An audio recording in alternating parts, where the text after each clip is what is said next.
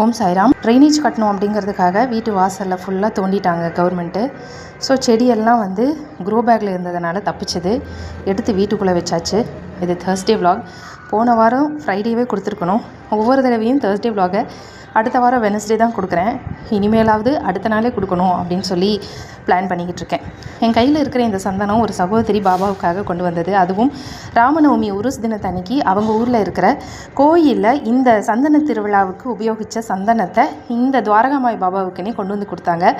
இந்த சந்தனம் வந்து அப்படியே வெண்ணெய் மாதிரி இருந்ததுங்க. அப்படியே அவ்வளவு குவாலிட்டியாக வெண்ணெய் மாதிரி அலங்காரம் பண்ணவே அவ்வளோ சூப்பராக இருந்தது. ரொம்ப நாளாக எனக்கு ஒரு நல்ல சந்தனம் கிடைக்கலையேன்னு நானும் நினச்சிக்கிட்டே இருந்தேன். பழனியில் எனக்கு ஒரு சந்தனம் சூப்பராக ஒரு சந்தனம் கிடச்சிது. அதில் தான் பண்ணிக்கிட்டு இருந்தேன். அதுக்கப்புறம் இந்த சந்தனம் செம்மையாக இருக்குது.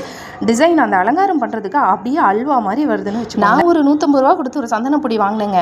அது வந்து நிற்கவே நிற்காதுன்னு வச்சுக்கோங்களேன். பாபா மேலே நிற்கவே நிற்காது. எனக்கு ஒரு சாட்டிஸ்ஃபேக்ஷனே இல்லாமல் இருந்தது. என்னன்னு தெரியலை. அதுக்கப்புறம் எனக்கு வரிசையாக என் டீமில் இருக்கிறவங்க எல்லோரும் சந்தனமாகவே எனக்கு வாங்கி தராங்க. சந்தோஷமாக போச்சு. செடியை காப்பாற்றி வீட்டுக்குள்ளே வச்சுருந்தேன் இல்லையா, அதுலேருந்து 4-5 பூவை பறித்து பாபாவுக்கு வச்சாச்சு. என்ன மாலை கோர்க்கிற அளவுக்கு தான் பூ பொறுக்கல, இருந்தாலும் பரவாயில்ல, செடியை காப்பாற்றிட்டோமே அப்படிங்கிற ஒரு சந்தோஷம்.